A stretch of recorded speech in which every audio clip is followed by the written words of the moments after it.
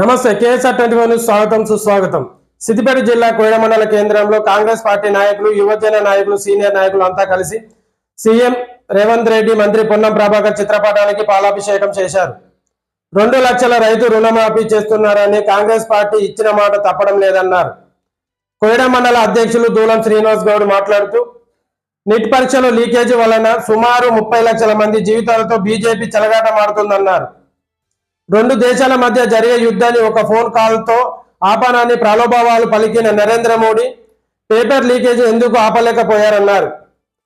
నరేంద్ర మోడీ దిష్టిబొమ్మను దగ్ధం చేస్తూ రానున్న రోజుల్లో యువజన కాంగ్రెస్ నాయకులు తగిన గుణపాఠం చెబుతారని హెచ్చరించారు.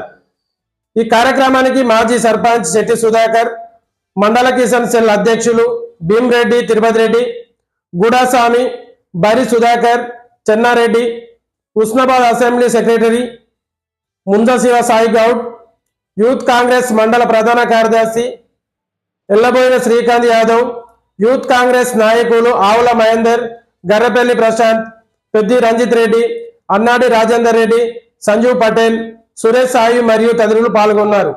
చూస్తూనే ఉన్నాను. మరిన్ని అప్డేట్ కోసం కేఎస్ఆర్ 24 న్యూస్.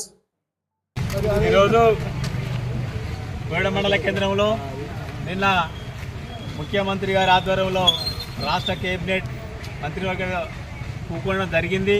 దానికి వరంగల్ రైతు డిక్లరేషన్ ఏదైతే రాహుల్ గాంధీ గారు వచ్చి ప్రకటించారో రేవంత్ రెడ్డి గారు కూడా అధికారంలోకి రాకముందుకు సంవత్సరం ముందు సందే చెప్తున్నారు. ఏదైతే మేము అధికారంలోకి రాగానే ఏకదాటిగా 2 లక్షల రుణమాఫీ చేస్తామని రాహుల్ గాంధీ గారు మాట ఇవ్వడం జరిగింది. అదే మాటను అన్ని జిల్లా కేంద్రాలలో బహిరంగ సభలలో రైతు ఉంటేనే ఖచ్చితంగా రైతు లేని రాజ్యం లేదని నిరూపించినటువంటి ఏకైక నాయకుడు వైఎస్ రాజశేఖర రెడ్డి తర్వాత ఎవరైతే ఉన్నారంటే ఇప్పుడు ముఖ్యమంత్రి ఉన్నటువంటి రేవంత్ రెడ్డి గారు. అయితే గతంలో రాజశేఖర రెడ్డి గారు కూడా అదే చెప్పిండు పాదయాత్రలో.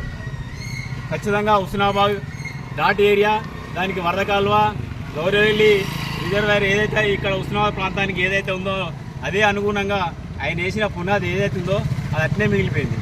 ఇప్పుడు తెలంగాణ రాష్ట్ర ప్రభుత్వంలో, కాంగ్రెస్ ప్రభుత్వంలో భూసేకరణ కూడా రైతులు ఖచ్చితంగానే నీరు ఇవ్వాలని పొన్నం ప్రభాకర్ అన్న ఏదైతే కంకణం అయితే కట్టుకున్నాడో ఇప్పటికి రాగానే 6 నెలలు కాకముందుకే భూసేకరణ కూడా పూర్తయింది. ఏదైతే రైతులకు నేను చేయాలని ఆయన కూడా రైతు బిడ్డ కాబట్టి అలా ఫాదర్ కూడా ఫార్మరే, కానీ రైతు అంటే కష్టం ఏంటిదో అన్నది క్లియర్గా 0 నుంచి మొదలు 100% ప్రభాకర్ అన్నకు తెలుసు. రైతు ఎంత కష్టపడతాడు, ఏం కడతాడు. ప్రతి వేరే జిల్లాలలో మీటింగ్ అయినప్పుడు కూడా ఇస్తాడు. హుస్నాబాద్ ప్రాంతంలో ప్రతి ఒక్క రైతు ఒక్కొక్క ఇంటికి ఒక్కొక్క పాడి గేదె ఉంటుంది, పాలు వస్తారు.